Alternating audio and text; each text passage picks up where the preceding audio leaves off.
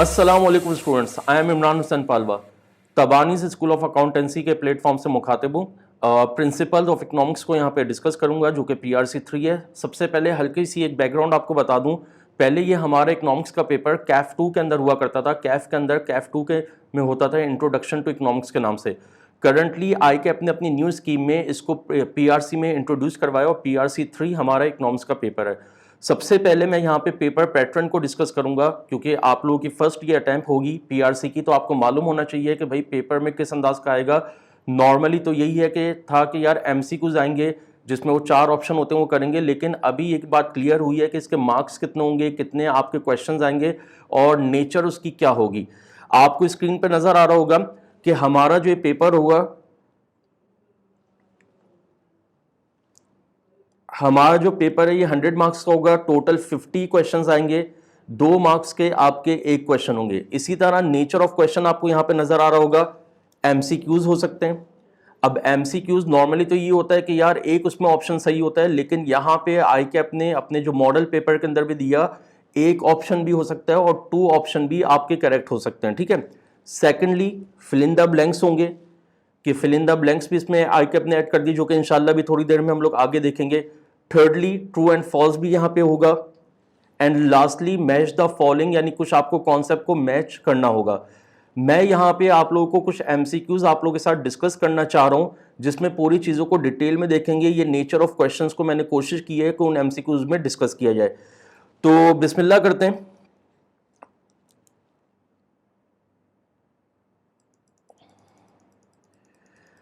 पहला जो मैंने यहाँ पे क्वेश्चन लिया है ये ब्लैंक का मैंने लिया है।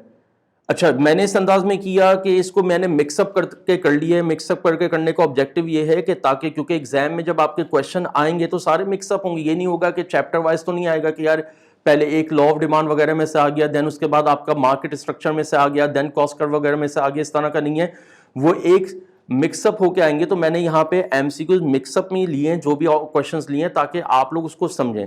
देखिए, हमेशा आपने स्टेटमेंट के ऊपर फोकस करना होगा। स्टेटमेंट के ऊपर फोकस करते हुए आपने सबसे पहले कॉन्सेप्ट को हाईलाइट करना होगा कि कौन सा कॉन्सेप्ट है, कौन से टॉपिक से लिंक कर रहा है, देन आप उसको करेंगे। खैर, ये हमारा पहला question fill in the blank का ही आ गया।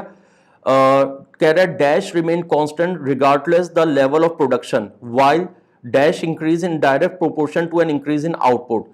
नॉर्मली प्रोडक्शन से लिंक कर रहा है, मतलब ये यहाँ पे कॉस्ट की बात हो रही है। अब आपने यहाँ पे बताना है कि कौन सी कॉस्ट है। ये कॉस्ट कर्व में आपने किया होगा, डिफरेंट काइंड्स ऑफ कॉस्ट आपने की होंगी, fix cost, variable cost, total cost, AFC, AVC, ATC and so on. अब यहाँ पे ब्लैंक में देखते हुए हमने देखना है कि भाई यहाँ पे क्या आपका ब्लैंक पे आ रहा है। Dash remain constant regardless the level of production, यानी यहाँ पे फिक्स कॉस्ट की बात हो रही है, जिसको मैंने FC से यहाँ पे रिप्रेजेंट किया, फिक्स कॉस्ट, या इसको टोटल फिक्स कॉस्ट भी कह सकते हैं। फिक्स कॉस्ट वो कॉस्ट होती है चाहे प्रोडक्शन हो या ना हो, आपने हर हालत में पे करनी होगी।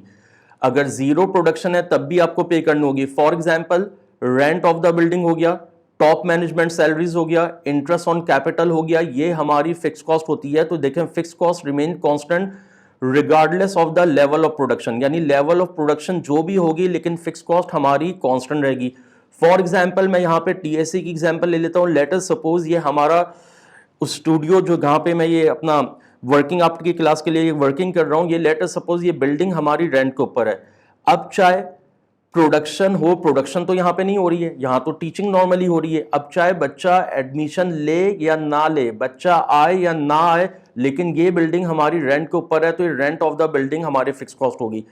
Number second, top management salaries. Top management salaries क्या है?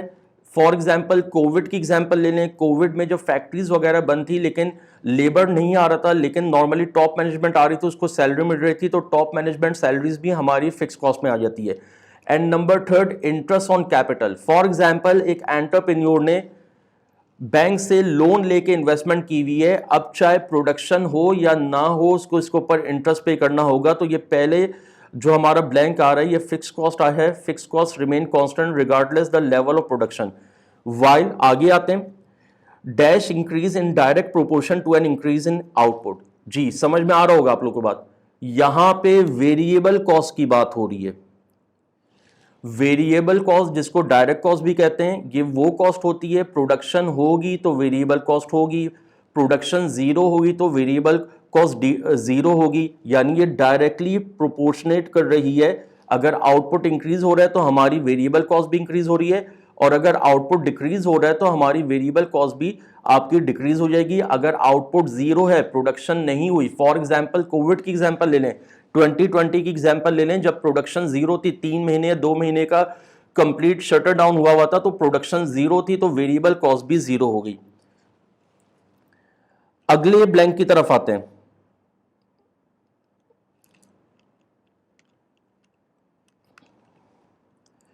देखिए, हमेशा एमसीक्यू या क्वेश्चन करते हुए आपने स्टेटमेंट के ऊपर फोकस करना होगा, और फिर हमारे जो बच्चे हैं आई कैप के, नॉर्मली देसी बच्चे हैं, इंटरमीडिएट के बैकग्राउंड वाले बच्चे हैं, उसको कोशिश करें स्टेटमेंट करते हुए सबसे पहले उसको अपनी सिंपल दिमागी उसमें कहानी फॉर्म में, स्टोरी फॉर्म में उसको कन्वर्ट कर लें। फॉर एग्जाम्पल सेकेंड एमसीक्यू पे आते हैं, इस पे आप लोगों को समझ में आएगा मैं क्या कहना चाह रहा हूं, ठीक है। सेकंड हमारा ये क्वेश्चन कह रहा है मिसेस केट ब्लाय, मिसेस केट ब्लाय कोई खातून है। फॉर एग्जांपल मैं इसको बता रहा हूं कि किस अंदाज में आपने एग्जाम में करना होगा, ठीक है, सोचना होगा, आपने वर्किंग करनी होगी। मिसेस केट ब्लाय कोई खातून है। अब ये कोई पाकिस्तानी खातून तो नहीं है, नाम से जाहिर हो रहा है कि कोई हमारी अमेरिकन या यूरोपियन खातून है। कह रहे हैं Mrs Kate Bly buy 1 6 pack of beer each week, यानी Mrs Kate Bly, casual language में, अपनी देसी लैंग्वेज में बताऊंगा, मिसेस केट ब्लाय जो है वो पीने पिलाने की शौकीन है, पीने पिलाने की शौकीन है हर हफ्ते। मतलब नॉर्मली आपको मालूम है कि यार फॉरेन कंट्रीज में, ज्यादातर यूएस वगैरह में क्या होता है, एक हफ्ता आपने काम किया, वीकेंड पे आपको आपकी सैलरी पगार मिली, उसके बाद आप क्या कहते हैं, किसी नाइट क्लब में गए, आपने अपनी उसको लाइफ को एंजॉय किया, ठीक है। तो यही बात यहां पे डिस्कस की जा रही है। Mrs Kate Bly buys 1 6 packs of beer each week regardless of price, यानी प्राइस कुछ भी हो, उन्होंने हर हफ्ते के 6 पैक वीकेंड पे लगाने ही लगाने, रिगार्डलेस ऑफ प्राइस, प्राइस कुछ भी हो। She drinks it on Saturday night, वही जो मैंने कह दिया कि हर वीक सैटरडे नाइट जाती हैं, अपना जो भी उनकी सैलरी, जो भी उनको मिल रही है, अमाउंट मिल रही है, उसको पे एंजॉय करती हैं, 6 पैक लगाती हैं, प्राइस जो भी होगी उन्हें 6 पीना है। अब कह रहे हैं which of the following statement is correct. अब यहां से आपने देखना है, कॉन्सेप्ट मिल रहा होगा, मैं भी कॉन्सेप्ट नहीं बताऊंगा, मैं पहले यहां पे ऑप्शन को डिस्कस कर रहा हूं। Price elasticity of demand is 0, A. B, price elasticity of demand is greater than 1, C, price elasticity of demand is greater than 6, D, price elasticity of supply is greater than 1। अच्छा देखें, जब ये MCQs आते हैं, एक बात हमेशा दिमाग में रखिएगा, आप एक दो ऑप्शन को तो आसानी से हाईलाइट कर लोगे कि यार ये आंसर नहीं हो सकता, आप हमेशा 2 ऑप्शन में कंफ्यूज होगे, और 2 में से फिर बेस्ट वाले को आपने लेना होगा। अब देखो यहां पे सप्लाई की कोई बात नहीं हो रही है, यहां पे कंजम्पशन की बात हो रही है, सप्लाई की बात नहीं हो रही, तो ये डी तो आपका आंसर नहीं हो सकता, आपने हटा दिया। इसी तरह सी का देखें, ग्रेटर देन 6, ये भी नहीं आ रहा। अब नॉर्मली यहां पे देखो ए और बी। अच्छा पहले मैं बी को डिस्कस करूंगा। कह रहे हैं price elasticity of demand is greater than 1, यानी इलास्टिक डिमांड की बात हो रही है। ये आ गया चैप्टर इलास्टिसिटी ऑफ डिमांड। जैसा कि मैंने स्टार्टिंग में आपको कहा था कि मैं जब हम ये क्वेश्चन कर रहे होंगे वहीं पे टॉपिक को भी आप हाईलाइट करेंगे। ये इलास्टिसिटी ऑफ डिमांड का टॉपिक हमारा से लिंक कर रहा है। अब यहां पे ये इलास्टिक डिमांड को, ये बी ऑप्शन इलास्टिक डिमांड को हाईलाइट कर रहा है। इलास्टिक डिमांड क्या होती है, सबसे पहले तो आपके माइंड में इसका आना चाहिए कि ई ग्रेटर देन 1 होता है इसका कोड। इलास्टिक डिमांड होती क्या है, प्राइसेस में माइनर फ्लक्चुएशन आएगी, क्वांटिटी डिमांडेड में ग्रेटर फ्लक्चुएशन आएगी। अगर for example let us suppose price 10 to 15% से इंक्रीज हो रही है, तो इसके रिजल्ट में क्वांटिटी डिमांडेड 80-90% से डिक्रीज हो जाएगी, एंड वाइस वर्सा या सो ऑन। तो इसका मतलब ये भी आंसर नहीं है। क्यों आंसर नहीं है, क्योंकि यहां पे स्टेटमेंट में दोबारा देखें, कह रहे हैं रिगार्डलेस ऑफ प्राइस, प्राइस जो भी हो उन्होंने 6 पैक लगाने ही लगाने हैं, 6 पैक लगाने ही लगाने हैं, प्राइस जो भी हो, यानी उनकी जो डिमांड है वो अपनी जगह पे कांस्टेंट है। और मैंने इलास्टिक डिमांड का ये बी में आपको क्या बताया कि यार प्राइस में हल्की सी फ्लक्चुएशन आ रही है तो क्वांटिटी डिमांडेड में ग्रेटर प्रोपोर्शन पे फ्लक्चुएशन आ रही है, इसका मतलब बी तो नहीं हो सकता। अब इसको ए को देखते हैं, price elasticity of demand is 0, यानी E is equal to zero, elasticity of demand is equal to zero, जो कि हमारा परफेक्टली इन इलास्टिक डिमांड का केस होता है। परफेक्टली इन इलास्टिक डिमांड क्या होता है, प्राइजेस में जितनी भी फ्लक्चुएशन आ जाए, क्वांटिटी डिमांडेड अपनी जगह पे कांस्टेंट रहेगी। Perfectly inelastic demand, prices में जितनी भी फ्लक्चुएशन आ जाए, क्वांटिटी डिमांडेड अपनी जगह पे कांस्टेंट रहेगी। दोबारा से स्टेटमेंट को देखें, स्टेटमेंट में क्वेश्चन में यही आ रहा है, 6 पैक लगाने हैं, 6 पैक इन्होंने लगाने हैं रिगार्डलेस ऑफ प्राइस, प्राइस में जितनी भी फ्लक्चुएशन आ जाए, इन्होंने 6 पैक हर हफ्ते के सैटरडे नाइट के लगाने। तो ये हमारा बेसिकली इसका आंसर क्या हो गया, price elasticity of demand is zero. मैं इसको हाईलाइट भी कर देता हूं, ये इसका आंसर हो गया कि price elasticity of demand is zero. जी अगले क्वेश्चन की तरफ आते हैं। Which of the following is not a feature of monopolistic competition? ये क्या कौन सा टॉपिक है, ये मार्केट स्ट्रक्चर का टॉपिक है। मार्केट स्ट्रक्चर हमारा दो पार्ट्स में क्लासिफाई होता है, perfect competition, imperfect competition. Perfect competition को प्राइस टेकर कहते हैं, इम्परफेक्ट कंपटीशन को प्राइस मेकर कहते हैं। इम्परफेक्ट कंपटीशन में फर्दर हमारे केस आते हैं monopoly, डिओपोली, oligopoly and monopolistic competition. आपने सबसे पहले स्टेटमेंट को देख के टॉपिक को हाईलाइट कर लिया, ये टॉपिक हमारा कौन सा है, इम्परफेक्ट कंपटीशन। इम्परफेक्ट कंपटीशन का कौन सा केस है, मोनोपोलिस्टिक कंपटीशन। अब मोनोपोलिस्टिक कंपटीशन क्या होता है, आपके माइंड में इसके कैरेक्टरिस्टिक, इसकी फीचर्स आनी चाहिए, जो कि यहां पे ऑप्शन में है। मोनोपोलिस्टिक कंपटीशन की एक फीचर ये होती है, मैनी फर्म्स होती हैं, मैनी फर्म्स आ रही हैं, ठीक है। मोनोपोलिस्टिक कंपटीशन की एक कैरेक्टरिस्टिक या फीचर क्या होता है, फ्री एंट्री और एग्जिट ऑफ फर्म है, ये भी आ गया। इसी तरह मोनोपोलिस्टिक कंपटीशन का जो डिमांड कर्व है, यानी एवरेज रेवेन्यू को डिमांड कर्व भी कहते हैं, प्राइस भी कहते हैं। मोनोपोलिस्टिक कंपटीशन में यहां पे बना के दिखा रहा हूं, डिमांड कर्व ये हमारा डाउनवर्ड स्लोप बनता है, जिसको एवरेज रेवेन्यू कह लें या डिमांड कर्व कह लें, और ये फिर आपका MR आ जाएगा, ये रफली इस तरह का बना दिया, ठीक है। ये भी इसका ऑप्शन, यानी ये भी इसकी कैरेक्टरिस्टिक है। अब स्टेटमेंट देखो, स्टेटमेंट में क्या कह रहा है, which of the following is not, which of the following is not a feature of monopolistic competition.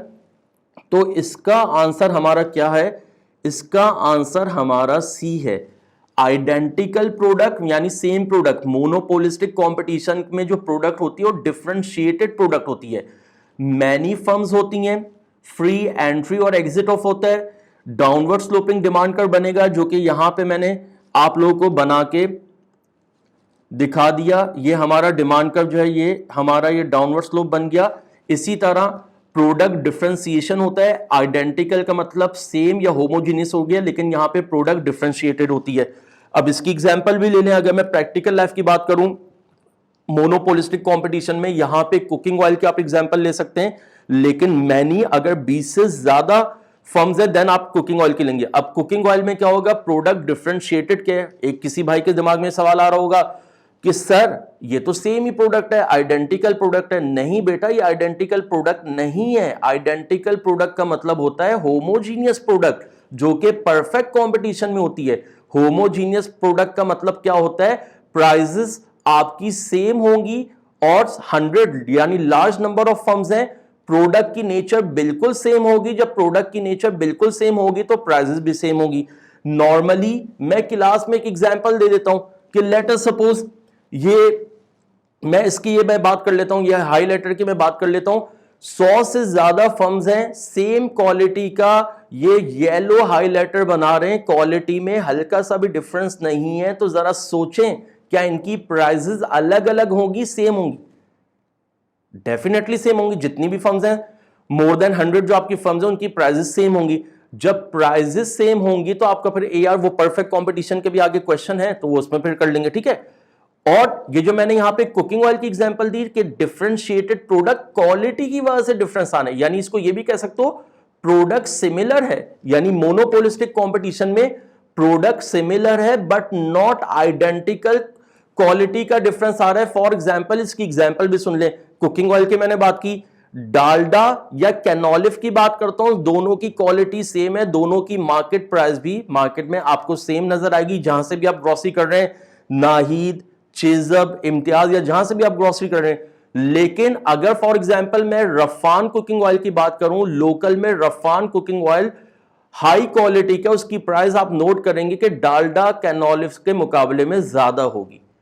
और अगर मैं उससे बेहतर की तरफ आ जाऊं, करोली या आफिया की तरफ आ जाऊं, जो हमारे इंपोर्टेड भी अवेलेबल है, इम्तियाज के अंदर, नाहिद वगैरह के अंदर अवेलेबल है सुपरमार्केट में, तो उनकी जो प्राइस है वो आपकी रफान से भी ज्यादा होगी। तो प्रोडक्ट यहां पे डिफरेंशिएटेड होती है, आइडेंटिकल का मतलब सेम प्रोडक्ट। तो ये हमारा बेसिकली इसका जो ऑप्शन है, क्योंकि यहां पे स्टेटमेंट में आ रहा था which of the following is not a feature of monopolistic competition, तो ये आइडेंटिकल प्रोडक्ट हमारा फीचर नहीं है, क्योंकि मोनोपोलिस्टिक कंपटीशन में प्रोडक्ट हमारी डिफरेंशिएटेड होती है। ठीक है,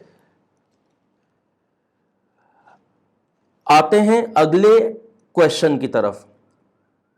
क्वेश्चन आ रहा है मैच द फॉलोइंग। जैसा कि हमारे नेचर ऑफ क्वेश्चंस के अंदर है, ब्लैंक भी होंगे, एमसीक्यूज भी होंगे, मैच द फॉलोइंग भी होगा, ट्रू एंड फॉल्स भी होंगे। एक ब्लैंक, पहले हमने ब्लैंक से स्टार्ट किया, देन इसके बाद हम एमसीक्यू वगैरह कर रहे थे। अब ये मैच द फॉलोइंग क्या है, और इंशाल्लाह आगे ट्रू एंड फॉल्स भी मेरे ख्याल से मैंने इसमें ऐड किया हुआ है, तो वो आगे देखेंगे तो आ जाएगा। मैच द फॉलोइंग कॉन्सेप्ट को आपने मैच करना है। ऑलरेडी पहले वाले ब्लैंक के अंदर मैंने कॉस्ट कर्व का एक हल्का सा इंट्रोडक्शन दे दिया। Match the following. Number 1, average total cost. Average total cost जिसको हम एटीसी भी, एटीसी इसका हो गया शॉर्ट फॉर्म, इसको हम एवरेज कॉस्ट भी कह सकते हैं, एसी भी कह सकते हैं, इसको यूनिट कॉस्ट भी कहते हैं। ठीक है, एवरेज टोटल कॉस्ट एग्जाम में जो आएगा, आईकैप में जो आएगा, वो एटीसी या एसी के नाम से आएगा। एवरेज टोटल कॉस्ट कह लें एटीसी हो गया, या एवरेज कॉस्ट कह लें एसी हो गया। अब यहां पे आपने क्या करना है, मैच करना है। एवरेज टोटल कॉस्ट को देखते हैं। अब ये नीचे ए बी सी डी हमारे ऑप्शन है, एवरेज टोटल मैच नहीं करेंगे आप। एवरेज टोटल कॉस्ट का फॉर्मूला, एवरेज टोटल कॉस्ट का फॉर्मूला हमारा ये होता है total cost divided by output. Total cost divided by output. Basically ATC के दो फॉर्मूले होते हैं। एटीसी के दो फॉर्मूले हैं। एक एटीसी का आपका फॉर्मूला हो गया, एक आपका एटीसी का फॉर्मूला हो गया एएफसी प्लस एवीसी, यानी एवरेज फिक्स कॉस्ट और एवरेज वेरिएबल कॉस्ट को ऐड करेंगे तो हमारा एटीसी आ जाएगा। सेकंड हमारा एटीसी का formula total cost divided by unit.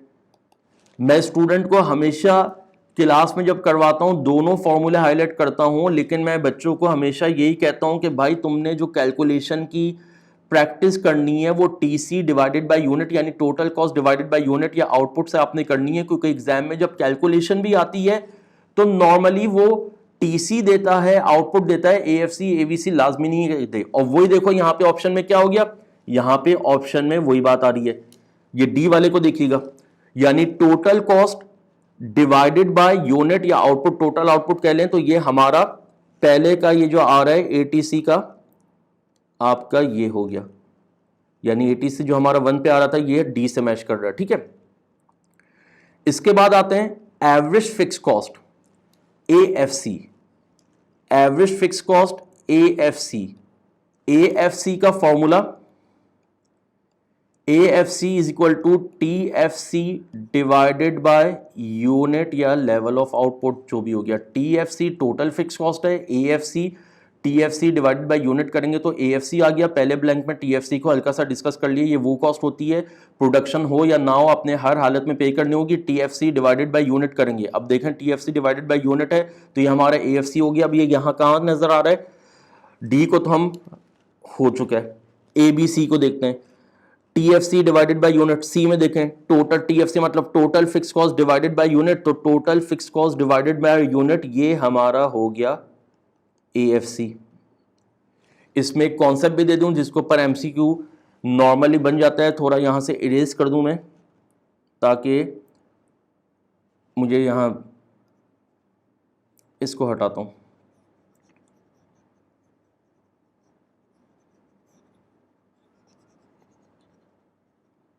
जी, इसमें एक कॉन्सेप्ट और भी दे दूं, ये हमारा था TFC divided bye TFC divided by output. अच्छा देखें, टीएफसी इसके ऊपर एमसीक्यू बनता है, टीएफसी हमेशा कांस्टेंट रहता है, टीएफसी हमेशा ये कांस्टेंट रहेगा what ever the level of output, जैसा भी बता दिया। लेकिन एएफसी हमेशा फॉल होता है, लेकिन एएफसी हमेशा फॉल होता है जितना ज्यादा एडिशनल यूनिट बनेंगे या लेवल ऑफ आउटपुट इंक्रीज होगा। रीजन क्योंकि टीएफसी कांस्टेंट है। अब जब आप TFC divided by, for example छोटी सी स्केड्यूल एक ले लेता हूं, ये हमारा यूनिट या आउटपुट आ गया, ये हमारी टीएफसी आ गई 0 1 2 3 4। लेट अस सपोज ये 50 है, 50 है, 50 50 50। ऑलरेडी ब्लैंक में मैंने आपको पहले वाले में बता दिया था टीएफसी जीरोस पे, जिसमें मैंने बोला कि कोविड थी, प्रोडक्शन नहीं हो रही थी, लेकिन आपने फैक्ट्री का रेंट पे करना है, या जिसमें मैंने टीएसए की एग्जांपल दी कि यार बच्चे ने एडमिशन अभी फिलहाल नहीं भी लिया तो हमने यहाँ का रेंट, अगर हमारी ये बिल्डिंग रेंट पे तो हमें यहाँ का रेंट पे करना होगा। ठीक है, अब मैं आपको क्या बताना चाह रहा हूँ, जरा फोकस करिएगा। 50 डिवाइडेड बाय 0, तो ये तो आपका आ गया एएफसी। जब निकालोगे 50 डिवाइडेड बाय, ये आपका इंफिनिटी आ गया। 50 divided by 1, 50 divided by 2 and so on जब करोगे तो एएफसी हमेशा फॉल होगा। टीएफसी कांस्टेंट है, टीएफसी का एवरेज निकाल रहे हो तो एएफसी हमेशा फॉल होगा। तो ये आपके माइंड में होना चाहिए, टीएफसी हमेशा कांस्टेंट रहता है लेकिन एएफसी फॉल होगा जितने ज़्यादा एडिशनल यूनिट बनेंगे। तो ये हमने इसको कर लिया कि TFC divided by total output, ये हमारा एएफसी हो गया, ये हमारे 2 हो गए। ठीक है, इसको मैं यहाँ से इरेज कर दूँ, देन मैं फिर थर्ड की तरफ आता हूँ।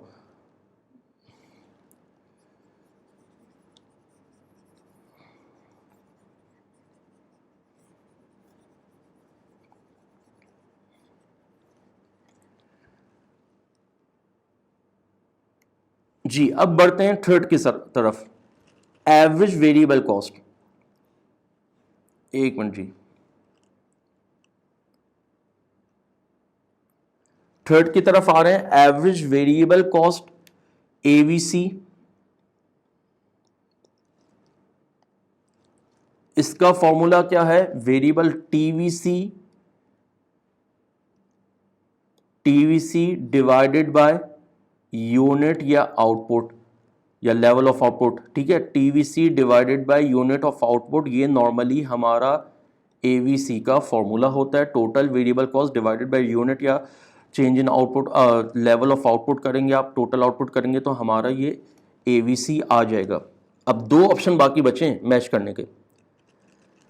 पहला वाला तो कह रहा है total cost minus fix cost divided by total output, ये ए बचा है और बी बचा है। बी में क्या कह रहा है, change in total cost divided by change in output. Change की यहाँ पे बात नहीं हो रही है, चेंज की यहाँ पे बात नहीं हो रही है, वो मार्जिनल कॉस्ट में होगी, उसका भी कॉन्सेप्ट दूंगा।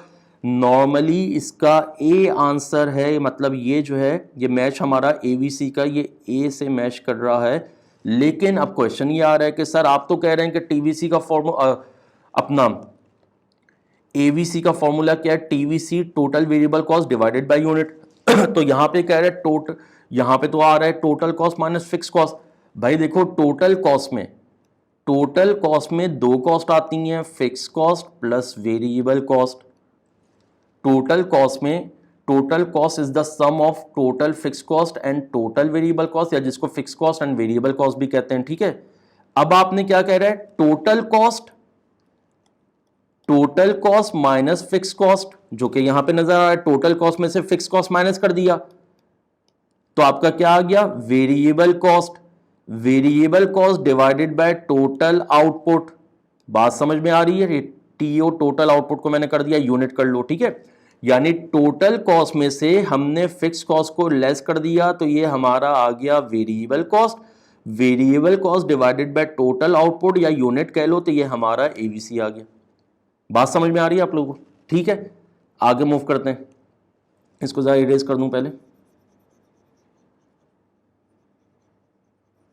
देखें, एग्जाम में एक बात दिमाग में रखिएगा, ये कॉन्सेप्ट जब तक क्लियर नहीं होंगे, मैं हमेशा स्टूडेंट को कहता हूं कि भाई जैसे कुछ कहते हैं कि यार एमसीक्यू आसान है और थ्योरी जो कैफ 2 था मुश्किल था। मेरा मानना ये है कैफ 2 हमारा आसान होता था, यानी जब ये इकोनॉमिक्स हमारा कैफ 2 में हुआ करता था तो वो ज्यादा आसान था।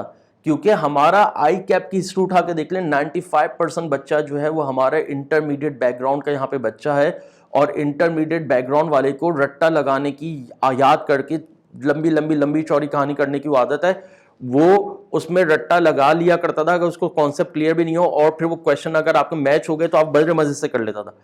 एमसीक्यू में जब तक कॉन्सेप्ट क्लियर नहीं है, जब तक एक भी चीज आपके माइंड में नहीं है, आप नहीं टैकल कर पाओगे। मेरा ये मानना है और आप इससे डिनाई नहीं कर सकते कि एमसीक्यू में ये जो पीआरसी में आए, ये हमारे इस तरह के क्वेश्चन, ऑब्जेक्टिव ये क्वेश्चन आए, इसमें ज्यादा मेहनत स्टूडेंट को करनी है। स्टूडेंट को ज्यादा फोकस करना होगा, हर कॉन्सेप्ट के ऊपर फोकस करना होगा, देन ही वो मैनेज कर पाएगा, अदरवाइज मैनेज नहीं कर पाएगा। थ्योरी में तो ये हो यार रट्टा लगा लिया, उसमें ये भी हुआ, कुछ को लक के ऊपर छोड़ देते हैं। यहाँ पे एक एक चीज करनी होगी। अब जिनके कॉन्सेप्ट क्लियर है, मैं तो हल्का हल्का ब्रीफ कर रहा हूं, इतनी डिटेल में नहीं जा रहा क्योंकि एक लेंथी टॉपिक है, क्लास में बहुत सारी एग्जांपल लेते हैं, तो जिनके कॉन्सेप्ट क्लियर है वो मजे से करेंगे। चलेंगे इसके अब चौथे पे आते हैं, मैच कर रहे थे मार्जिनल कॉस्ट।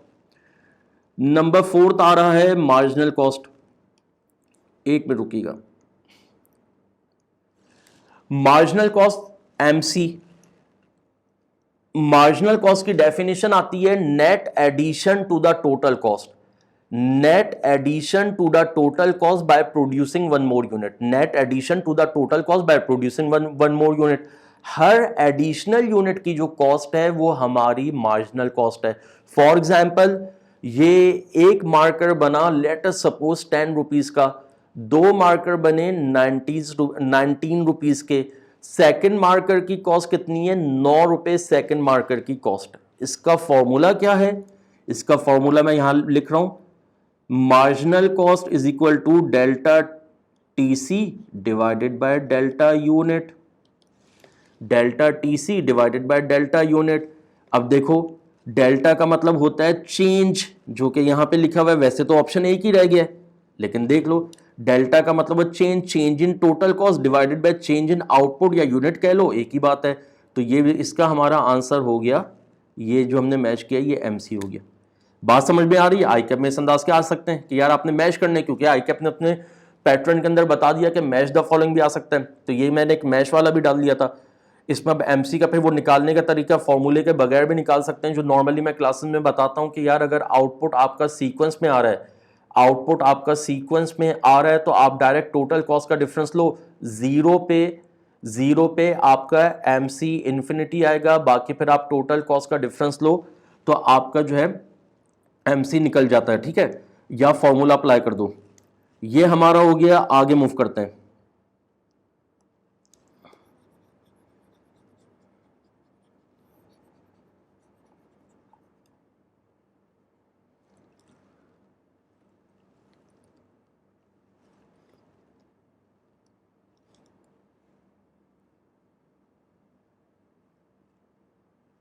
यहाँ पे लिख देता हूँ ए, ये हमारा था एवीसी, एमसी,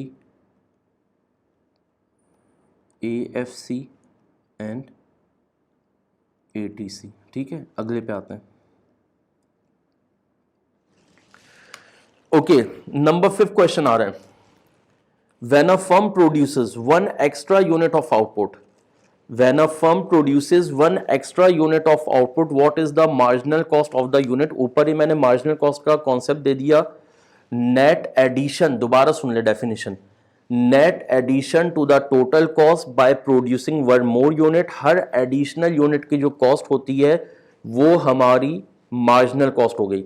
अब जरा MCQ को देखिएगा, कह रहा है when a firm produces 1 extra unit of output, What is the marginal cost of the unit। यहाँ पे आपने डेफिनेशन वगैरह बतानी, ठीक है। नंबर 1 ये स्टेटमेंट आ रही, देन फिर आपने ऑप्शन को देखना है। The increase in total cost of production, बिल्कुल आएगा क्योंकि अभी आपको डेफिनेशन सुनाई, net addition increase, net addition to the total cost, increase in total cost, ठीक है, by producing one more unit. Second देखते हैं, the increase in variable cost of production, variable cost हर यूनिट की जो कॉस्ट होती है, जो आपको याद करें भी, ऊपर मैंने आपको कॉन्सेप्ट दे दिया, वेरिएबल कॉस्ट क्या है, प्रोडक्शन होगी तो वेरिएबल कॉस्ट होगी। पहले वाले जो ब्लैंक वाला किया था वहां पे टीएफसी टीवीसी का कॉन्सेप्ट दिया था, टीवीसी कह लो वीसी कह लो, एक ही बात है। प्रोडक्शन इंक्रीज होगी तो वेरिएबल कॉस्ट भी इंक्रीज होगी, तो यहाँ पे देखो ये भी आ रहा है, the increase in the variable cost of production. जब एडिशनल यूनिट बनेंगे तो वेरिएबल कॉस्ट भी आपकी इंक्रीज हो जाएगी, ये दोनों भी सही है। थर्ड को देखते हैं, the increase in average cost of production, नहीं, एवरेज कॉस्ट वही जो अभी ऊपर बताया, एवरेज कॉस्ट कह लो, एवरेज टोटल कॉस्ट कह लो, नहीं ये नहीं है। अब जरा देखते हैं डेफिनेशन वन ओनली, सॉरी यार ये अपना एक मिनट हाथ लगा जी, डेफिनेशन वन ओनली नहीं, डेफिनेशन टू ओनली नहीं, डेफिनेशन थ्री ओनली नहीं, ये तो है नहीं। देखो ये वन तो है, ये आ रहा है, टू भी आ रहा है, लेकिन यहां पे कह रहा है डेफिनेशन डी, देखें definition one and two only, यानी ये वाला है। यानी एमसी क्या है, टोटल कॉस्ट में भी इजाफा हो रहा है, नेट एडिशन टोटल कॉस्ट में भी इजाफा हो रहा है, और वेरिएबल कॉस्ट में भी आपकी इंक्रीज हो रही है। तो इसका जो आपका आंसर है, ये आंसर है। क्लियर है बात आप लोगों को? थ्री नहीं है, डेफिनेशन वन थी, टू भी है, लेकिन यहां पे दोनों आ रही है डेफिनेशन वन एंड टू, यानी ये हमारा बेस्ट क्या हो गया, डेफिनेशन वन एंड टू। ठीक है, अगले पे मूव करते हैं, नेक्स्ट पे आते हैं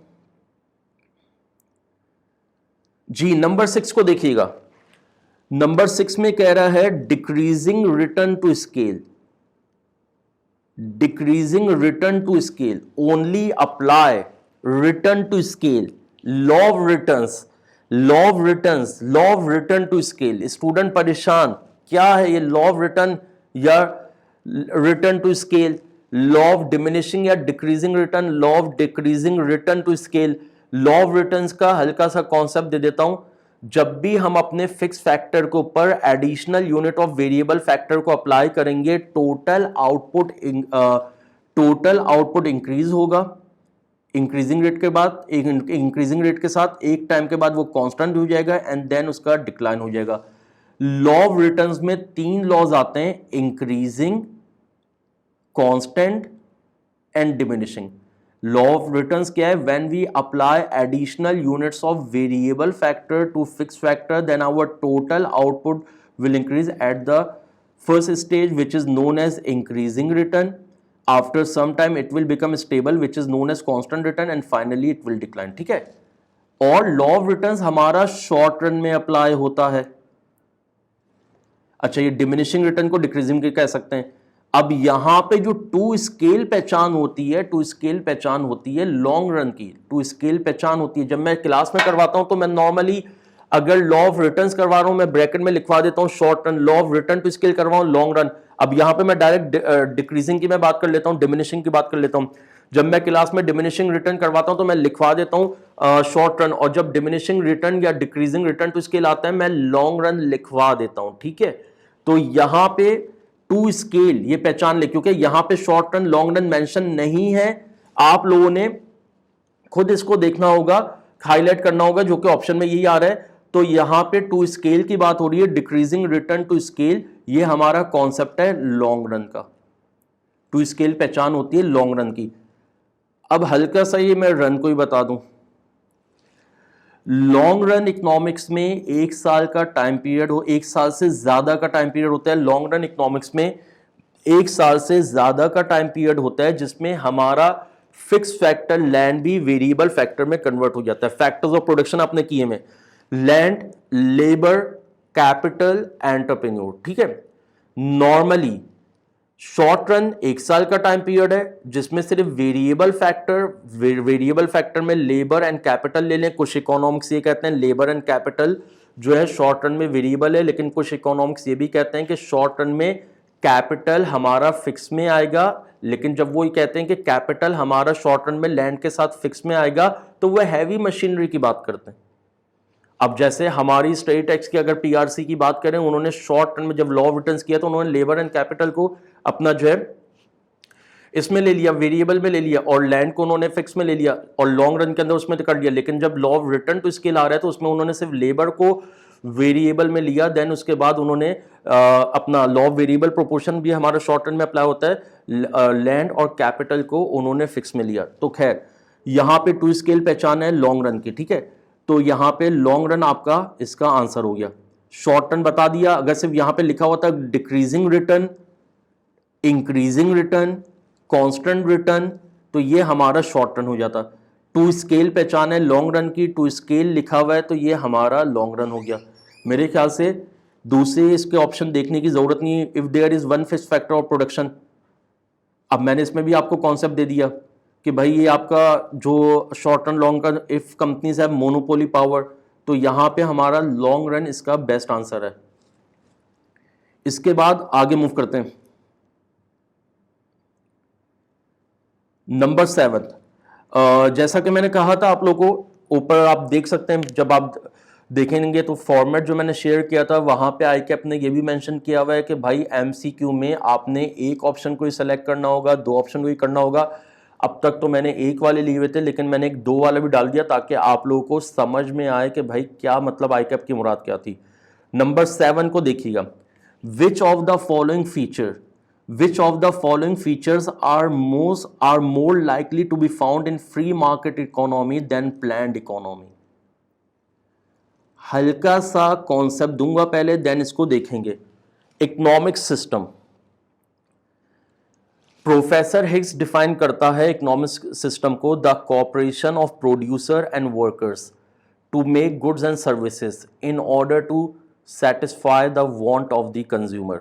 यानी प्रोड्यूसर और वर्कर का इंटरेक्शन हो रहा है, गुड्स एंड सर्विसेज बनाई जा रही हैं। अगर फॉर एग्जांपल मैं टीएसए की बात करूं तो हम लोग यहाँ पे सर्विसेज दे रहे हैं। यहाँ पे एंटरप्रेन्योर कौन हो गया? The producer, the corporation of producer entrepreneur. यहाँ पे हमारे प्रिंसिपल साहब सर शरीफ तबानी साहब हमारे वो एंटरप्रेन्योर हो गए।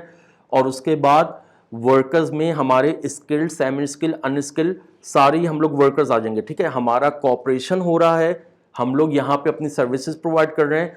ऑब्जेक्टिव क्या है? हमारे कंज्यूमर की वांट जो है वो सेटिस्फाई हो जाए। ठीक है, इसके बाद हमारे सिलेबस में 4 टाइप्स ऑफ इकोनॉमिक सिस्टम है। नंबर 1 प्लान्ड इकोनॉमी है। जब मैंने क्लास में करवाया था, डिटेल में करवाया था, प्लान्ड इकोनॉमी के बहुत सारे नाम है। आपने स्टडी टेक्स्ट से, जब स्टडी टेक्स्ट के एमसीक्यूज की होंगे, वो डिफरेंट डिफरेंट नामों से आ रहे हैं। मैं हल्का सा यहाँ पे रिकॉल भी कर देता हूँ।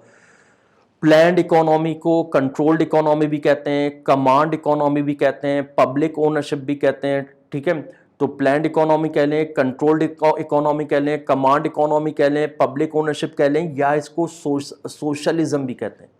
प्लान्ड इकोनॉमी वो इकोनॉमिक सिस्टम होता है जिसमें सारी कंट्रोलिंग, सारी डिसीजन मेकिंग गवर्नमेंट के हाथ में होती है। गवर्नमेंट डिसाइड करता है what to produce, how to produce, for whom to produce. ये 3 क्वेश्चन है, इसके ऊपर भी एमसीक्यू बनने हैं। और हमारी स्टडी टेक्स्ट के अंदर स्टडी टेक्स्ट का एमसीक्यू उसको आप लोगों ने लाजमी देखना है। मैंने तो अल्हम्दुलिल्लाह क्लास में एक एमसीक्यू हमने किया, उसके बाद भी आप लोगों ने उसको देखना होगा। What to produce, how to produce, for whom to produce, इसको कहा जाता है central problem of an economy. तो प्लान्ड इकोनॉमी गवर्नमेंट के कंट्रोल में होती है। गवर्नमेंट का ऑब्जेक्टिव क्या होता है? Economic development and welfare of the country. इसका सेकंड हमारा आता है फ्री मार्केट इकोनॉमी। इसके भी डिफरेंट नेम सुन ले, मालूम होने चाहिए। फ्री मार्केट इकोनॉमी कह लें, इसी तरह इसको कैपिटलिज्म भी कहते हैं, इसको लेजिस्फेयर भी कहते हैं। लेजिस्फेयर का मतलब let the individual B free, इसको मार्केट इकोनॉमी भी कहते हैं। ठीक है, तो फ्री मार्केट इकोनॉमी क्या होता है? सारी कंट्रोलिंग, सारी डिसीजन मेकिंग प्राइवेट सेक्टर के हाथ में होती है। प्राइवेट सेक्टर डिसाइड करेगा what to produce, how to produce, for whom to produce. Private sector का objective profit maximisation, least cost में प्रॉफिट मैक्सिमाइजेशन है through minimising the cost. Cost को मिनिमाइज करते हुए प्रॉफिट को मैक्सिमाइज करना है। ठीक है, और यहाँ पे जो प्रोडक्ट की प्राइस सेट होती है वो price mechanism demand and supply की बेसिस पे होती है। देन इसके बाद हमारा मिक्स्ड इकोनॉमी आ रहा है। खैर यहाँ पे है तो नहीं, यहाँ पे प्लान्ड और फ्री मार्केट से लिंक कर रहा है, लेकिन मैं मिक्स को हल्का सा ब्रीफ कर देता हूँ। मिक्स्ड इकोनॉमी के अंदर क्या होता है? Planned economy and free market economy, यानी गवर्नमेंट और प्राइवेट सेक्टर मिलकर काम कर रहे हैं। ठीक है, और फिर हमारा इस्लामिक इकोनॉमिक सिस्टम भी ऐड है हमारे सिलेबस में, जिसमें आपका जो सिस्टम इकोनॉमी रन होगी सॉरी इकोनॉमी रन होगी वो आपकी नॉर्मली कुरान और सुन्नत के मुताबिक होगी। अब यहाँ पे स्टेटमेंट को देखते हैं। Which of the following features are more likely to be found in a free market economy than a planned economy? यानी दो या कि आपने हाईलाइट कर दिया, 2 ऑप्शंस यहाँ पे हैं। ठीक है, 2 ऑप्शन आपने सेलेक्ट करने हैं। आपने कोई भी 2 फीचर्स बताने हैं जो कि फ्री मार्केट इकोनॉमी में पाए जाते हैं देन प्लान्ड इकोनॉमी, यानी फ्री मार्केट इकोनॉमी में होते हैं प्लान्ड इकोनॉमी के मुकाबले में। ठीक है, पार्ट ए को देखते हैं। Production of goods for benefit of the society as a whole. देखो अभी जो मैंने हल्का सा ब्रीफ किया, प्लान्ड इकोनॉमी में क्या होता है? प्लान्ड इकोनॉमी में गवर्नमेंट का objective economic development and welfare of the state होता है, लेकिन प्राइवेट सेक्टर में प्रॉफिट मैक्सिमाइजेशन है। यानी यहां पे प्राइवेट सेक्टर किसके लिए प्रोडक्ट बनाएगा? जो पे कर सकता है। वो वेलफेयर के बारे में नहीं सोचेगा, जो पे कर सकता है उसके लिए प्रोडक्ट बनाएगा। तो इसका मतलब ये तो यार फ्री मार्केट इकोनॉमी का हमारा ऑप्शन नहीं है, ये तो प्लैंड इकोनॉमी के, हटा दो, क्योंकि हमने फ्री मार्केट इकोनॉमी के बताने। B, an incentive to innovate. Private sector का ऑब्जेक्टिव प्रॉफिट मैक्सिमाइजेशन है, यहां पे गवर्नमेंट की रिस्ट्रिक्शन नहीं है, ठीक है। इसी तरह यहां पे प्राइवेट ओनरशिप है, कंपटीशन वगैरह भी है। इसी तरह जब प्राइवेट सेक्टर का ऑब्जेक्टिव प्रॉफिट मैक्सिमाइजेशन है तो उसकी कोशिश होगी नई नई इन्वेंशन, नई नई इनोवेशन को सबसे पहले इंट्रोड्यूस करवाए। ये हल्का सा कॉन्सेप्ट दे दूं, बच्चा कंफ्यूज होता है। वैसे तो आजकल का स्मार्ट बच्चा है, उसको इनोवेशन, ये मॉडिफिकेशन सब मालूम है, लेकिन फिर भी इसको एक रिवाइज करवा देता हूं। इन्वेंशन, कोई भी चीज पहली दफा बन रही, इन्वेंशन। इनोवेशन, उसमें जो फर्दर मॉडिफिकेशन, स्पेसिफिकेशन आ रही है, ये हमारी इनोवेशन हो गई। सेलफोन जब पहला बना, इन्वेंशन। आज जो सेलफोन कितने एडवांस फीचर्स के साथ आ रहे हैं, इनोवेशन। पहली पुरानी पता नहीं कौन से जमाने में जो कार बनी, आपने देखा होगा कैसी कार थी, ठीक है, साइकिल नुमा कार थी, इन्वेंशन। अब जो कार्स आ रही हैं एडवांस फीचर्स वगैरह के साथ, पता नहीं क्या क्या, एयर बैग्स, फला फला फला, एंड्रॉइड, ये वो panel, infotainment and so on, ये सारी इनोवेशन है। तो बेसिकली प्राइवेट सेक्टर का ऑब्जेक्टिव प्रॉफिट मैक्सिमाइजेशन है। तो उसकी कोशिश ये होती है, मार्केट में कंपटीशन भी है, उसकी कोशिश यही होती है सबसे पहले नई नई इन्वेंशन या इनोवेशन को सबसे पहले इंट्रोड्यूस करवाए, ताकि उसका एमईसी रेट, उसका प्रॉफिटेबिलिटी रेट ज़्यादा हो। तो ये है हमारा, यार ये हाथ लग जाता है, तो ये वाला है, इसको हाईलाइट कर लें क्योंकि दो ऑप्शन है तो इसको हमने ले लिया। ये फ्री मार्केट इकोनॉमी का एक फीचर आ रहा है, ठीक है। इसके बाद increase in competition among firms, ये मैंने अभी आपको बता दिया, वही मैं बता रहा था तो मैं बोल दिया, यहाँ पे कंपटीशन होता है, हर बंदा फ्री है, अपना कारोबार कर सकता है, कंपटीशन भी यहाँ पे बहुत ज़्यादा होता है, ये भी आपका आ गया। अब डी को देख लेते हैं। डी में क्या कह रहा है? डी में कह रहा है an equal distribution of wealth. ये प्लैंड इकोनॉमी यानी सोशलिज्म का फीचर है। Equal distribution of income and wealth, ये हमारा प्लैंड इकोनॉमी का फीचर होता है। ये मैक्रो ऑब्जेक्टिव होता है गवर्नमेंट का कि equal distribution of income and wealth, direct taxes लेके गरीबों के ऊपर काम आपका किया जाए, तो ये हमारा प्लैंड इकोनॉमी का। तो नंबर 7 का हमारा बी एंड सी, ये हमारा जो है आपके दो ऑप्शन ये आ रहे हैं, ठीक है। यहां तक क्लियर होगा। अब मैं इसको आगे कंटिन्यू करेंगे। वरदान, अच्छा ये वरदान जो है ये डॉन मूवी वाला वरदान नहीं है, दूसरा वरदान है। खैर अगले उसमें वीडियो में इसको कंटिन्यू करते हैं। तो 1-2 मिनट के ब्रेक के बाद हमारी नई वीडियो आ रही है, तो उसके बाद हम उसमें इसको कंटिन्यू करते हैं। Thank you.